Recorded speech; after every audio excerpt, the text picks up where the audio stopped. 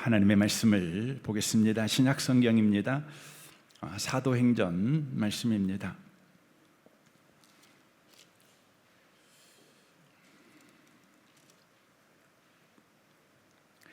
사도행전입니다. 19장입니다. 221페이지에 있습니다. 사도행전 19장입니다. 23절에서 32절까지 말씀을 보겠습니다. 기록된 말씀을 같은 목소리로 읽겠습니다. 읽으실 때 하나님의 음성을 듣는 복 있는 시간 되시길 바랍니다. 읽겠습니다. 그때쯤 되어 이 도로 말미암아 적지 않은 소동이 있었으니 즉 뱀의 드리오라는 하는 어떤 은장색이 은으로 아데미의 신상 모형을 만들어 직공들에게 적지 않은 벌이를 하게 하더니 그가 그 직공들과 그러한 영업하는 자들을 모아 이르되 여러분도 알거니와 우리의 풍족한 생활이 이 생업에 있는데 이 바울이 에베소뿐만 아니라 거의 전 아시아를 통하여 수많은 사람을 권유하여 말하되 사람의 손으로 만든 것들은 신이 아니라 하니 이는 그대들도 보고 들은 것이라. 우리의 이 영업이 천하해질 위험이 있을 뿐 아니라 큰 여신 아데미의 신전도 무시당하게 되고 온 아시아와 천하가 이하는 그 위험도 떨어질까 하노라 하더라. 그들이 이 말을 듣고 분노가 가득하여 외쳐 이르되 크다 에베소 사람의 아데미여 하니 온 시내가 요란하여 바울과 같이 다니는 마게도니아 사람 가이오와 아ርስ다고를 붙들어 일제히 연극장으로 달려 들어가는지라. 바울이 백성 가운데서 들어가고자 하나 제자들이 말리고 또 아시아 관리 중에 바울의 친구된 어떤 이들이 그에게 통지하여 연극장에 들어가지 말라 권하더라. 사람들이 외쳐 어떤 이는 이런 말을 어떤 이는 저런 말을 하니 모인 무리가 분란하여 태반이나 어찌하여 모였는지 알지 못하더라. 아멘. 함께 예배하는 모든 분들 가운데 이 말씀의 축복이 함께 하시기를 주님의 이름으로 축원합니다. 읽은 말씀에 의지해서 불안한 사람들은 선동당한다는 제목으로 하나님의 말씀을 전하겠습니다. 바울은 지금 에베소에서 하나님의 말씀을 전합니다. 그 기간이 2년여 동안이나 됩니다. 제자들을 따로 세워 복음을 가르치게 됩니다. 그때에 에베소에서 시작된 부흥의 큰 불이 소아시아 전역에 들불처럼 번지게 됩니다. 우리가 알고 있는 요한계시록에 등장한 7교회도 이때에 세워지게 됩니다. 에베소 교회, 서머나 교회, 버가모 교회, 두아디라 교회, 사뎃 교회, 빌라델피아 교회, 라오디기아 교회, 그리고 골로새 교회가 그때에 세워지게 됩니다. 그 당시 로마의 행정관이 황제에게 보낸 보고서에서 다음과 같이 그때의 상황을 보고합니다. 이미 신의 태풍은 도시에서뿐만 아니라 시골과 마을 곳곳까지 휩쓸고 있습니다 라고 보고서가 올라올 정도로 바로 복음은 엄청난 역사를 이루고 있었습니다. 이 복음 전파로 인하여 많은 곳에 교회가 세워졌고 교회에 모이는 사람들은 많아졌습니다. 그러나 그것이 복음의 핵심은 아니었습니다. 복음의 핵심은 사람들을 바꾸어 버리는 것에 있었습니다. 우상 숭배하며 살던 삶의 방식과 삶의 목적, 삶의 자랑을 버리고 이제 하나님의 말씀이 가르치는 삶의 방식과 삶의 목적과 삶의 자랑을 가진 사람들로 변화가 되었습니다. 이 부분을 19장 20절에서 이렇게 표현합니다. 이와 같이 주의 말씀이 힘이 있어 흥황하여 세력을 얻으니라 라고 말씀합니다. 주의 말씀이 힘이 있어 흥황하여 세력을 얻었다고 하는 것입니다. 초대교회의 부흥은 교회가 많아지는 것이 아닙니다. 혹은 더 많은 사람의 수가 교회 가운데 모여 10,000명이 모이는 교회가 되었다, 10만 명이 모이는 교회가 되었다, 이것을 가르쳐 교회의 부흥이라고 하지 않습니다. 교회의 부흥은 뭐냐면 주의 말씀이 힘이 있어 흥황하여 세력을 얻은 교회가 된 것입니다. 저는 우리 교회가 적은 수가 모일지라도 우리 교회가 혹은 다른 교회가 보기에는 미약한 교회일지라도 주의 말씀이 힘이 있는 교회, 흥황하여 주의 말씀이 세력을 얻는 교회가 돼야 될 줄로 믿습니다. 그러면 우리 교회는 바로 초대교회가 말하고 있는 그 교회라고 감히 말할 수 있다고 하는 것입니다. 하나님의 말씀이 힘이 있어 흥황하여 세력을 얻게 되자 어떤 일이 벌어지게 되었냐면 사람들의 소비 패턴까지도 바꾸어 버렸습니다. 당시의 사람들은 우상 숭배를 했던 까닭에 우상 숭배에 쓸 많은 물건들을 소비했습니다. 그러나 하나님의 말씀이 힘이 있어 세력을 얻게 되자 우상 숭배에 필요한 물건들을 사람들이 사지 않게 된 것입니다. 그리하여 우상 숭배에 필요한 물건들을 만들어 팔던 사람들에게 어려움이 오게 되었습니다. 여러분들은 예수 믿고 난 이후에 여러분의 소비 패턴의 변화가 있습니까? 아니면 예수 믿기 전과 똑같은 소비 패턴을 가지고 계십니까? 주의 말씀이 힘이 있어 흥황하여 세력을 얻은 신앙생활을 하게 될 때에 우리의 소비 패턴에도 분명한 변화가 있게 될 거라는 것입니다. 소비 패턴의 변화가 이 에베소 지역에 일어나자 데메드리오라는 사람이 바로 일어나게 됩니다. 이 데메드리오는 은장색입니다. 오늘날의 직업으로 말하면 은세공업자입니다. 은을 가지고 다양한 제품을 만드는 사람인데 이 사람은 은으로 특별하게 우상을 만들어 그것을 팔아 부를 축적한 사람이었다는 것이죠.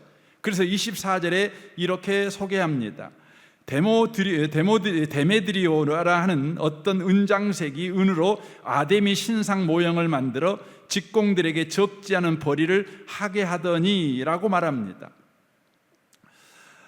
그런데 이제 우상 숭배에 필요한 물건들을 사람이 사지 않자 그들의 소득이 날이 갈수록 줄어들게 된 것이죠. 그러니까 데메드리오가 나서게 됩니다. 그리고 단체 행동을 유도하게 됩니다. 이 데메드리오의 유혹을 따라 선동에 따라 많은 사람들이 선동당하여 분노하여 바로 데모가 크게 일어나게 되었습니다. 그러나 재미있는 것은 얼마 가지 않아서 이렇게 데모하던 그들이 자신들이 왜 데모를 하고 있는지, 왜 모여가지고 이 난리를 치고 있는지 그 이유를 알지 못한다고 고백하고 있습니다. 32절입니다. 사람들이 외쳐 어떤 이는 이런 말을, 어떤 이는 저런 말을 하니 모인 무리가 분란하여 태반이나 어찌하여 모였는지 알지 못하더라 라고 말하고 있습니다. 이 본문에 보면 사람이 어떤 존재인지를 우리에게 지금 말해주고 있는 것입니다. 사람들은 대부분 자신들이 하는 일을 알지 못하고 선동당하여 하는 일이 태반입니다. 그 일이 얼마나 중요하고 영적이며 얼마나 가치 있으며 얼마나 의미 있는지, 내 인생에 어떤 중요한 영향을 끼치는지에 대하여서 전혀 알지 못하고 누군가에게 선동당하여서 일을 하고 있곤 한다는 것입니다. 우리가 사람을 보면 사람은 굉장히 지적이고 유능하다고 생각이 됩니다. 여러분은 여러분 자신을 지적이며 유능하다고 생각하십니까? 저는 다른 사람들을 가만히 보면 사람이 정말 지적이고 유능하다 이런 생각을 하게 됩니다. 사람은 가장 빨리 다닐 수 있는 존재는 아니지요. 그러나 자동차라는 것을 만들어서 세상의 어떤 동물보다 빨리 그리고 멀리 오랫동안 달릴 수 있게 되었습니다.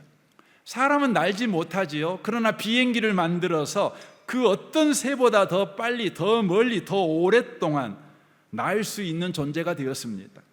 바다도 마찬가지죠. 어떻게 태평양을 건너 미국에서 한국까지 올 수가 있겠습니까? 그러나 사람들은 지적이고 유능해서 배와 잠수함을 만들어 가지고 그 어떤 물고기보다 더 빨리 그리고 더 멀리 갈 수 있는 존재가 되었습니다. 인류가 지금까지 만들어낸 문명과 기술을 생각해 보면 인간이라는 존재가 얼마나 지적이고 유능한 존재인가, 이 부분에 동의하지 않을 수 없습니다. 그러나 오늘 성경을 보면 이렇게 지적이고 유능한 존재인 인간이 정작 자신의 운명을 좌우하는 문제, 자신의 영원한 삶을 결정하는 문제 앞에서는 너무나 쉽게 성동당하여 분노하고 있는 것을 보게 됩니다. 사람은 생명과 미래와 구원에 관해서 전적으로 무지하고 무능한 존재라는 것을 바로 오늘 이 이야기가 보여주고 있는 것입니다. 인간은 생명이 있어야 살 수 있는 존재이지요. 그러나 인간은 그 생명이 무엇인지 모릅니다. 그리고 그 생명을 만들어낼 실력도 없습니다. 인간에게는 미래가 있어야 되지요. 그러나 미래가 뭔지 인간은 잘 모릅니다. 그리고 그 미래를 만들어낼 능력 또한 없습니다. 인간에게는 구원이 꼭 필요하지요. 하지만 인간에게 구원이 뭔지 인간은 잘 모릅니다. 그리고 그 구원을 만들어낼 능력도 없습니다. 사랑도, 믿음도, 행복도, 용서도, 평화도, 용기도, 은혜도 인간에게는 꼭 필요합니다. 그러나 그것이 뭔지 인간은 모릅니다. 그리고 그것을 만들어낼 실력 또한 없는 것을 우리가 보게 됩니다. 욥기 38장에 보면 하나님에게 삶의 고난의 문제 때문에 불평을 터뜨리는 욥에게 우리 하나님께서 이렇게 질문을 퍼붓습니다. 38장 1절입니다. 그때 여호와께서 폭풍 가운데서 욥에게 말씀하셨다. 무식한 말로 내 뜻을 흐리게 하는 자가 누구냐? 이제 너는 남자답게 일어나 내가 묻는 말에 대답하라. 내가 땅에 기초를 놓을 때에 너는 어디에 있었느냐? 내가 그렇게 많이 알면 한번 말해보아라. 누가 그 크기를 정하였으며 누가 그 위에 측량줄을 대어보았는지 너는 알고 있느냐? 땅이 얼마나 넓은지 네가 이해할 수 있겠느냐? 네가 알면 나에게 말해보아라. 빛은 어디서 오며 어둠의 근원은 무엇인지 네가 알고 있느냐? 너는 빛과 어둠의 범위가 얼마나 되는지 알고 있으며 그 근원까지 가는 길을 아느냐? 라고 주님이 질문하십니다. 하나님이 욥에게 하는 질문을 요약하면 크게 두 가지입니다. 그 첫째는 네가 알고 있느냐? 지식에 대한 질문이지요. 두 번째는 네가 할 수 있느냐? 능력에 대한 질문입니다. 지식과 능력에 관한 이 질문을 받았던 욥은 아무 대답도 못합니다. 이런 욥에게 하나님은 이런 말씀을 하십니다. 욥기 40장 14절입니다. 그러면 내 힘이 너를 구원할 수 있다고 네가 인정해 주겠다. 그러면 네 힘이 너를 구원할 수 있다고 내가 인정해 주겠다. 네가 다 알고 있고 네가 무엇인지 해낼 수 있는 자라면 나는 너를 인정한다. 너는 하나님이 필요 없어. 너는 너를 스스로 구원할 수 있는 사람이니까 네가 구원자야. 내가 그렇게 인정해 줄게. 이렇게 하나님이 말씀하십니다. 인간은 뭔가를 하고 있습니다. 그러나 자기가 하고 있는 일이 자기의 생명과 운명과 구원에 어떤 영향을 끼치는지, 그리고 자기가 하고 있는 일을 가지고 생명과 운명과 구원을 만들어낼 실력이 없는 무지하고 무능한 존재입니다. 굉장히 똑똑한 것 같지만 사실 알고 보면 인간은 늘 누군가에게 선동당하여 알지도 못하는 일, 그 일을 하고 있는 것을 우리가 보게 됩니다. 우리는 여기서 질문을 해봐야 됩니다. 왜 인간은 그런가? 왜 에베소 사람들은 아무것도 알지 못하면서 데메드리오의 말에 쉽게 선동되어 그렇게 분노하는가? 왜 하나님을 향해 분노하는가? 복음을 향해 분노하는가? 자기를 구원할 복음, 자기의 운명을 바꿔버릴 그 복음, 자기를 구원할 영생에 이르게 하는 그 구원에 대하여 그들은 바로 분노하는가? 성경은 왜 인간이 다른 사람에게 선동당하여 알지도 못하는 것에 분노하는지 그 이유를 이렇게 대답합니다. 디모데후서 3장 1절입니다. 메시지 성경으로 보겠습니다. 힘든 시기가 다가오고 있습니다. 마지막 때가 다가오면 사람들이 자기만 알고 돈을 사랑하고 의시되고 거만하며 하나님을 모독하고 부모를 무시하고 버릇없이 굴고 상스럽게 행동하고 죽기 살기로 경쟁하고 고집을 부리고 남을 헐뜯고 난폭하고 잔인하고 잔혹하고 남을 비꼬고 배반하고 무자비하고 허풍을 떨고 정욕에 빠지고 하나님을 몹시 싫어할 것입니다. 겉으로는 경건한 척하지만 그들 속에는 짐승이 들어앉아 있습니다 라고 말합니다. 자기가 하는 일이 영혼의 삶에, 구원에, 생명에, 또 자신의 운명에 얼마나 치명적인 영향을 주는지도 알지 못하면서 누군가의 말에 선동되어 가지고 왜 인간은 사는가? 성경은 그 이유를 마음의 중심에 짐승이 들어앉아 있기 때문이다 라고 말합니다. 마음의 중심에 짐승이 들어앉아 있는 까닭에 사람들은 선동당한다는 것입니다. 여러분, 마음의 중심에 짐승이 앉아있단 말이 뭔 말일까요? 여러분, 짐승의 관심은 오로지요 먹을 것밖에 없어요. 그렇죠? 짐승의 신은 뭐냐면 자기 배지요. 여러분, 강아지를 키워보면요, 강아지에게 관심은 먹을 것밖에 없죠. 그러니까 그 강아지를 훈련시킬 때는 반드시 먹을 것으로만 훈련이 돼요. 배변 훈련도, 여러분, 복종 훈련도 먹을 것으로만 훈련이 되는 것입니다. 오직 자기 밥그릇에만 관심을 가지고 있는 것, 이게 짐승의 특징이지요. 근데 그 짐승이 우리 마음속에 딱 앉아 있는 것입니다. 그러므로 짐승이 마음속에 앉아 있는 사람의 관심은 오직 자기 밥그릇이지요. 누군가가 내 밥그릇을 뺏으면 안 돼. 나는 결코 내 밥그릇을 빼앗기지 않을 거야. 이것이 이 짐승의 초미의 관심이고 이 짐승의 의지고 이 짐승의 본성입니다. 그런데 이 짐승에게는 불안이 있죠. 어떤 불안이 있죠? 누군가가 내 밥그릇을 뺏으면 어떻게 하지? 바로 밥그릇에 대한 불안이 있는 것입니다. 이 밥그릇에 불안이 있는 사람은 바로 선동당하게 된다는 것입니다. 자신도 알 수 없는 분노, 자신도 알 수 없는 우울, 자신도 알 수 없는 낙심에 빠져 살아간다는 것입니다. 이런 짐승의 불안을 가진 사람들은 두 가지 특징이 있습니다. 에베소 4장 18절은 이렇게 말합니다. 그들은 너무나 오랫동안 하나님과 관계 맺기를 거부한 나머지 하나님은 물론이고 현실에 대해서든 감각을 잃어버린 자들입니다. 그들은 똑바른 생각을 할 줄 모릅니다. 두 가지 현상이 나타나는데 그 첫 번째가 뭐냐면 하나님에게 무감각합니다. 그리고 더 나아가 현실에 무감각합니다. 현실 감각이 없어요. 자기가 지금 이 현실에서 무슨 일을 해야 되는지, 어떤 책임 있는 행동을 해야 되는지, 어떤 소망 있는 행동을 해야 되는지, 어떤 가치 있는 행동을 해야 되는지, 바로 현실에 대해서 감각이 없어요. 현실에 대해서 무지해요. 그러니 현실에 대해서 무능한 존재가 되는 사람이 된다는 거예요. 그래서 이 사람은 뭐 하냐면 똑바로 생각할 줄 몰라요. 하나님에 대해서, 현실에 대해서 무감각하니까 똑바로 행동을 못해요. 어떤 사람이요?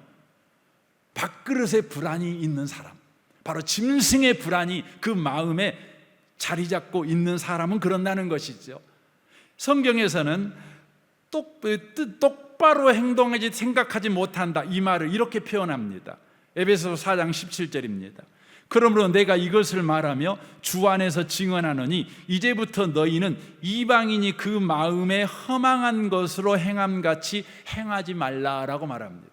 똑바로 생각하지 못한다는 말을 허망한 것을 생각한다, 이렇게 표현합니다. 이 허망하다는 말은 두 가지 단어가 합성되어 있는 것입니다. 하나는 헛되다, 또 하나는 망령되다는 단어가 합성된 것이 허망하다는 것입니다.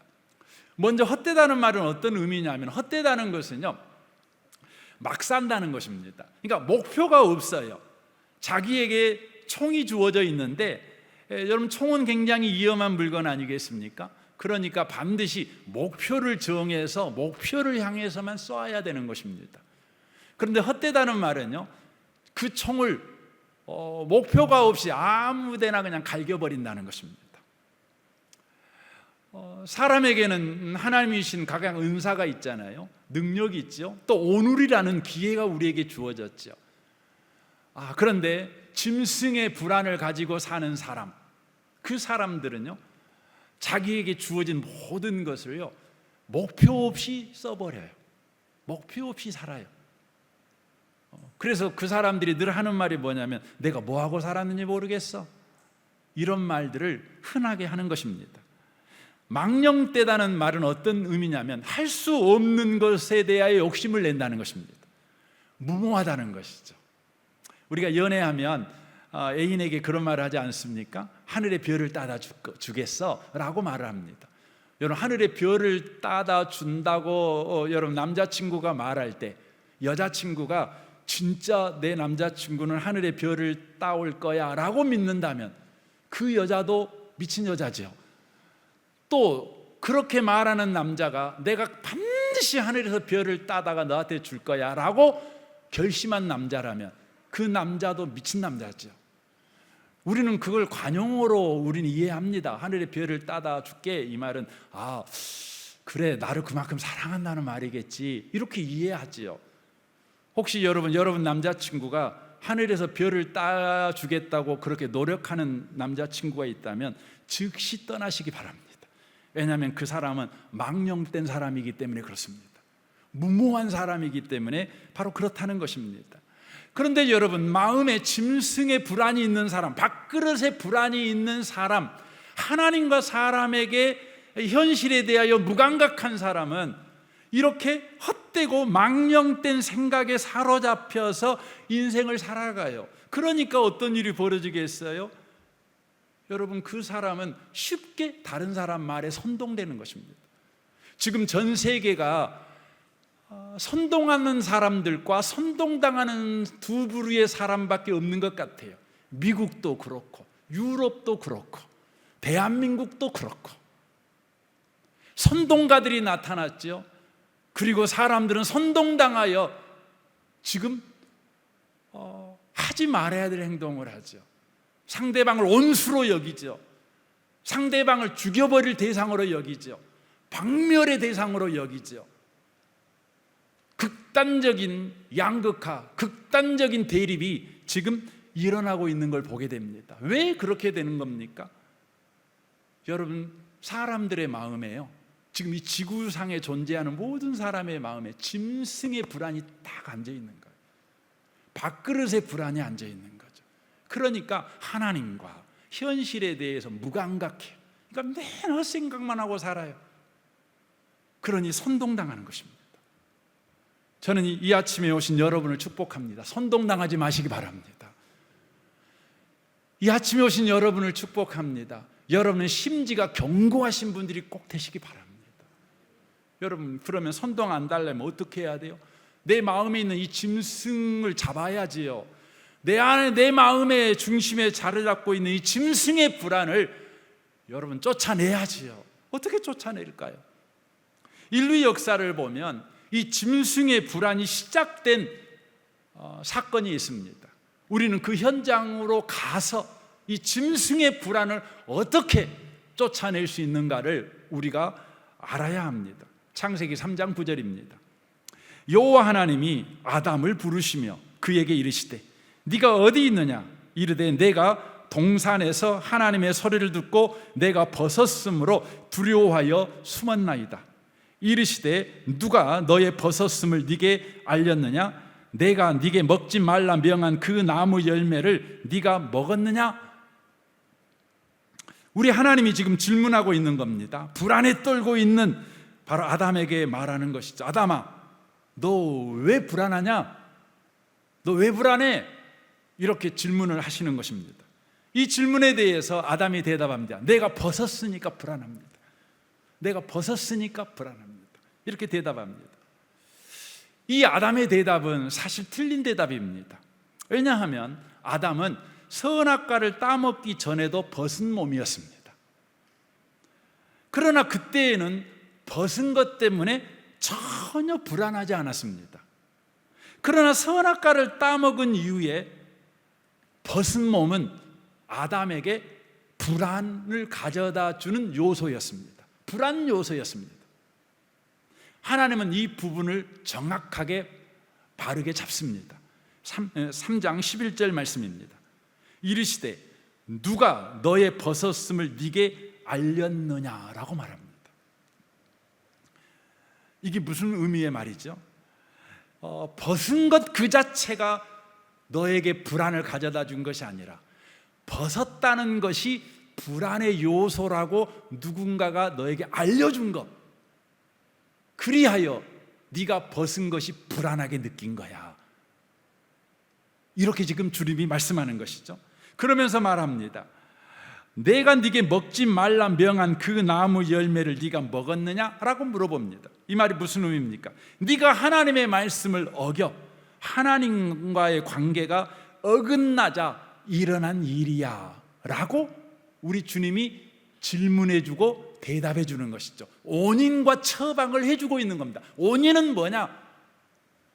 벗은 것이 불안한 것이 아니라 벗은 것이 불안이라고 누군가가 알려준 것을 네가 받아들인 것이 네가 불안하게 된 이유이고, 그렇게 된 시작이 어디냐? 하나님의 말씀을 어겨 하나님과의 관계가 어긋날 때부터 이런 일이 시작되었다라고 말씀하는 것입니다. 그러니까 하나님의 진단이 이거지요. 하나님과의 관계가 어긋나자 아담의 벗은 몸을 아담은 부끄러움, 곧 약점으로 인식하게 되었다는 것이죠.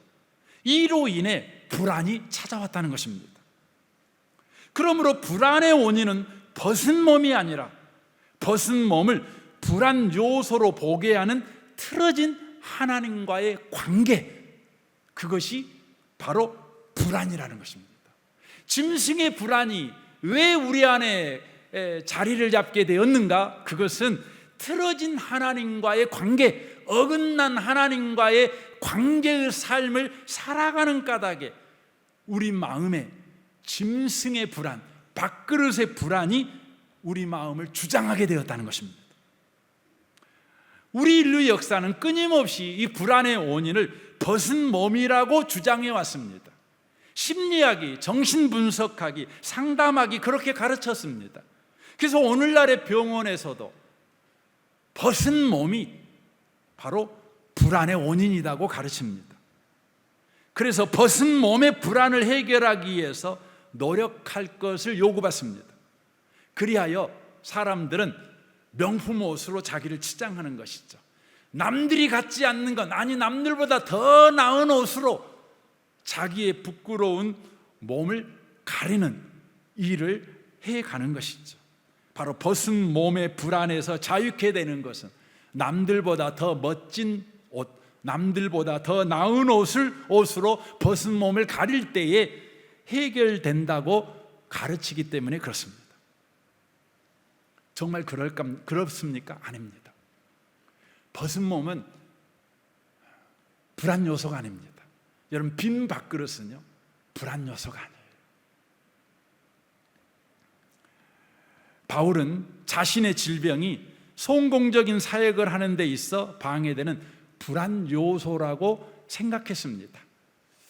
이것은 어느 날 갑자기 생각한 것이 아니라 사역을 하면 할수록 자기에게 있는 질병이 불안 요소로 느껴지는 것입니다.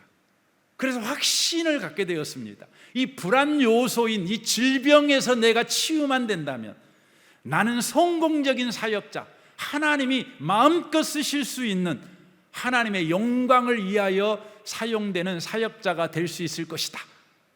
이렇게 그는 확신했습니다. 그래서 그는 이 불안 요소를 해결하기 위해 하나님께 3번이나 간절히 기도했습니다. 3번 기도했다는 것은 물리적으로 3번 기도했다는 것이 아니라 바로 완전한 기도를 했다는 것입니다. 응답이 올 때까지 기도했다는 것입니다. 우리 하나님께서 바울의 그 기도에 응답하셨습니다. 어떻게 응답하셨습니까? 고린도후서 12장 9절입니다. 나에게 이르기를 내 은혜가 내게 족하도다. 이는 내 능력이 약한 데서 온전하여 짐이라 하신지라. 그러므로 도리어 크게 기뻐함으로 나의 여러 약한 것들에 대하여 자랑하리니 이는 그리스도의 능력이 내게 머물게 하려 함이라. 그러므로 내가 그리스도를 위하여 약한 것들과 능력과 궁핍과 박해와 공고를 기뻐하노니 이는 내가 약할 그때의 강함이라라고 말합니다. 여러분에게 약한 것이 있어요? 건강도 약해요? 학력도 별 볼 일 없어요. 여러분의 실력도 약해요. 그러면 여러분이 직장 생활을 해갈 때 그 약한 것이 불안 요소가 되지 않겠습니까? 불안 요소지요. 여러분 사장님이 여러분을 계속해서 못마땅하게 생각해요. 능력이죠. 여러분들이 써온 보고서를 씩 던져버리면서 인격적으로 모욕을 해요. 그러면 여러분 그런 직장에 여러분이 계속 다닐 수 있다는 확신이 듭니까? 아니죠. 불안하죠. 여러분이 가르치는 학생의 부모가 찾아와 가지고 이렇게밖에 못 가르치냐고, 당신 실력 못 믿겠다고 여러분에게 모멸감을 줘요. 그러면 얼마나 불안합니까? 여러분이 죽고 살고 열심히 일하지만 한 달 여러분 되돌아보면 받는 월급이 너무 적어요. 이거 가지고 빚 갚고 아이들 학원 보내고 또 밥 먹고 살려고 생각하니까 너무 돈이 부족해요. 궁핍이죠. 박해지요. 원인도 모르게 여러분 박해를 받는 거죠. 여러분이 잘했는데 여러분들이 어려움을 당해요. 나 기도 생활도 잘하고 예배 생활도 잘하고 꼬박꼬박 11조 생활도 잘하는데 여러분의 삶이 복을 못 받는 삶을 살아가는 것 같아요. 사람들이 나를 어렵게 하는 것도 힘든데 하나님이 나를 박해하는 것 같아요. 그럼 얼마나 불안합니까? 근데 바울 사도가 고백합니다. 약한 것, 능력, 궁핍, 박해, 공고, 나를 불안하게 하는 이 요소 때문에 나는 기쁘다. 왜 기쁘냐면 이 불안 요소 때문에 하나님의 은혜가 내 삶에 세도에 들어오는 까닭이다. 이 말을 지금 고백하고 있어요. 그러니까 하나님의 대답이 그런 거지요. 네가 생각하는 불안 요소는 불안 요소가 아니야. 하나님의 은혜가 네 인생의 세도에 들어오는 바로 통로야.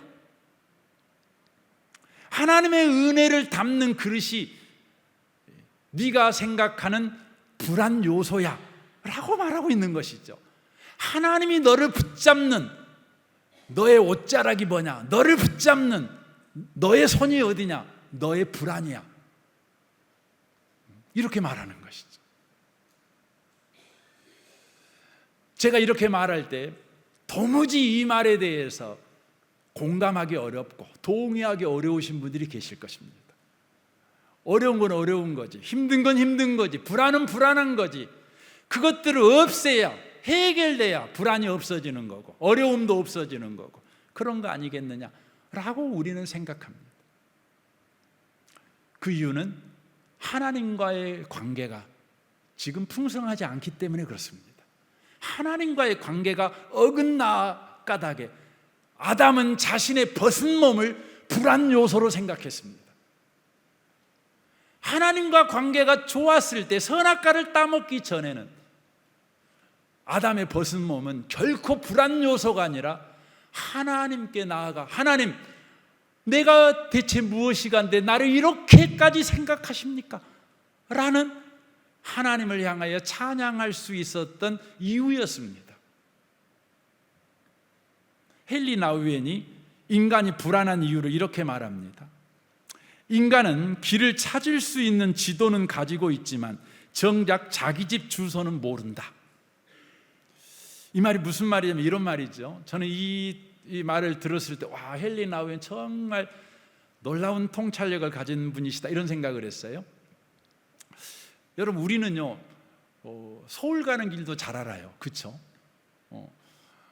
여기 계신 분들 가운데는 심지어 미국 가는 길도 잘 아시는 분 계실 겁니다. 요즘 프랑스 파리에서 올림픽이 있는데 아마 프랑스 파리 길도 잘 아시는 분도 계실 것입니다. 근데요, 정작 자기 집 주소는 몰라요. 우리 인간은요 지금 우주를 너무 잘 알죠. 우주, 별자리 뭐 다 잘 압니다. 지구도 잘 압니다. 뭐 기후변화, 미국과 중국과의 경제전쟁, 뭐 유럽이 어떻게 될 것인가, 세계 역사, 뭐 기똥차입니다. 땅 속에 뭐가 있는지도 압니다. 여기 파면 속이 나와, 여기 파면 뭐 니켈 나와, 여기 파면 뭐 히토로 나와. 이것도 잘 압니다. 대단합니다. 바다도 그냥 너무너무 잘 압니다. 근데 인간은요 정작 자기 자신은 몰라요. 내가 누구인지, 어떻게 살아야 하고, 어디로 가야 하며 무엇을 해야 되는지 몰라요. 여러분, 세상 사람들이 자기를 모르는 건 정당합니다. 그러나 그리스도인이 자기를 모르는 것은 이건 부조리입니다. 왜냐하면 그리스도인에게는 우리를 낳은 아버지 하나님이 계시는 까닭에 그렇습니다. 우리를 창조하신 하나님이 계신 까닭에 그렇습니다. 우리가 우리를 모르면 우리는 불안합니다. 하나님과 관계가 어긋나면 나는 내가 누군지 모릅니다.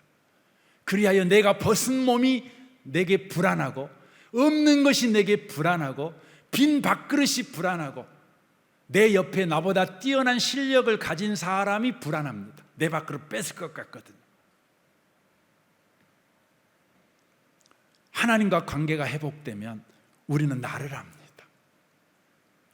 내게 있는 약점이라고 생각했던 것, 내게 있는 불안 요소라고 생각했던 그것이 하나님에 의하여 어떻게 쓰여지는지를 우리는 알게 됩니다.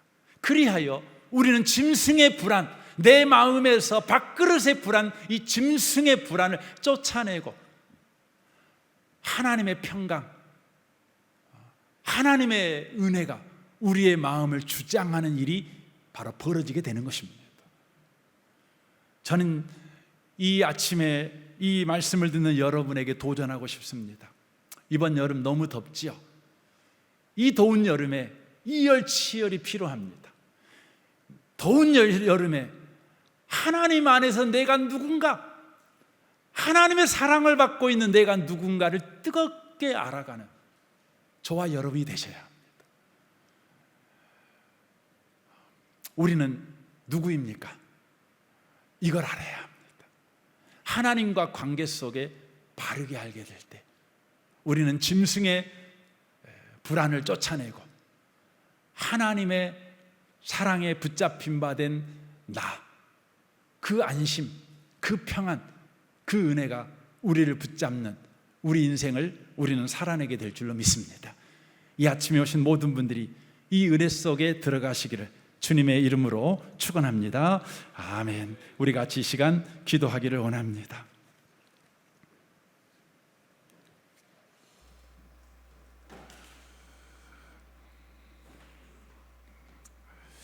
우리는 내가 하고 있는 일이 내 영적 생활에, 내 영혼의 삶에 어떤 영향을 끼치는지 전혀 모르고 그냥 분노하고 삽니다. 누군가에게 선동당해서 살아갑니다. 그 이유는 우리 심령에 짐승의 불안이 있기 때문에 그렇습니다. 밥그릇의 불안이 있기 때문에 그렇습니다. 내 영광을 빼앗길 것 같고, 내 인생을 빼앗길 것 같고, 내 자랑을 빼앗길 것 같고, 내 자리를 빼앗길 것 같고, 하나님과 관계가 어긋나서 그렇습니다. 주님, 하나님과 관계를 다시 회복하기를 원합니다. 하나님 앞에 머물러 있기를 원합니다. 하나님이 나를 얼마나 사랑하는지, 하나님의 사랑으로 온전히 붙잡힌 바 되기를 원합니다. 그리하여 내 마음에 있는 짐승의 불안을 쫓아내버리기로 합니다. 하나님의 은혜가 내 마음을 주장하기로 합니다.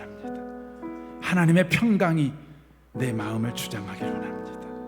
우리 시간 같이 한번 주님 생각하면서 이 시간 기도하기로 원합니다. 기도하겠습니다. 오 하나님 아버지, 그렇습니다. 아버지 사랑 내가 노래해, 아버지 은혜 내가 노래해. 그 사랑 변함없으신 거짓 없으신 성실하신 그 사랑, 우리 마음에 짐승을 상한 쫓아내버리고 갈 때 꺾지 않으시니 밥그릇의 불안 꺼져가는 등불 끄지 않니. 이것은 오직 하나님과의 그 관계가 사랑 정상화될 때 일어난 일인지라. 변함없으신 하나님이 나를 얼마나 사랑하시는지, 거짓 하나님이 나를 없으신 얼마나 인내하시는지, 성실하신 그 사랑, 하나님이 나를 얼마나 사랑, 주님, 그 사랑 하나님 안에 있는 나를 알기로 날 원해요. 위해 죽으신, 하나님 안에 있는 날 위해 다시 사신 예수 그리스도, 다시 오실 그 사랑, 죽음도 생명도 천사도 하늘의 어떤 권세도 끊을 수 없는 영원한 그 사랑 예수. 아버지 사랑 내가 노래해. 우리 함께 고백하겠습니다. 아버지 사랑 내가 노래해, 아버지 은혜 내가 노래해. 아버지 은혜 내가 노래해. 그 사랑 그 사랑 변함없으신 거짓 없으신 성실하신 그 사랑, 상한 갈 때 꺾지 않으시는, 상한 갈 때 꺾지 않으시는, 꺼져가는 등불 끄지 않는, 꺼져가는 등불 끄지 않는 그 사랑 변함없으신 거짓 없으신 성실하신 그 사랑, 사랑, 그 사랑 날 위해 죽으신, 날 날 위해 위해 다시 사신, 날 위해 예수 다시 그리스도, 사신 예수 그리스도, 다시 오실 그 사랑, 다시 오실 그 사랑, 죽음도 생명도 천사도 하늘의 어떤 권세도 끊을 수 없는 영원한 그 사랑 예수. 우리는 굉장히 똑똑하고 잘난 줄 압니다. 그래서 우리는 우리가 하고 있는 일의 의미와 가치, 그 중요성을 잘 알고 우리는 하고 있다고 생각합니다. 그러나 실상 우리는 우리가 하고 있는 일이 우리의 생명에, 우리의 운명에, 우리의 구원에 어떤 영향을 끼치고 있는지를 전혀 모르면서 우리는 분노하고 소리 지르고 데모하고 살아갑니다. 선동당하여 살고 있습니다. 지금 이 지구촌에 일어나고 있는 일을 봅니다. 이곳에서도 저곳에서도, 이 나라에서도 저 나라에서도 선동꾼들이 일어나고 선동당하는 민중들밖에 없습니다. 서로를 향하여 손가락질하고 서로를 향하여 분노를 퍼붓고 죽기 아니면 살기로 상대를 무시하고 정죄하고 비난하고 공격하는 바로 지구촌이 곳곳이 전쟁통이 되어 있습니다. 우리의 심령에 짐승이 앉아 있어서 그런다고 성경이 말합니다. 이 짐승, 밥그릇을 빼앗기지 않고자 하는 이 불안, 이 짐승의 불안이 우리 마음에 자리 잡고 있는 까닭에, 이 지구촌에 사는 모든 사람의 마음에 사로잡고 있는 까닭에 그렇습니다.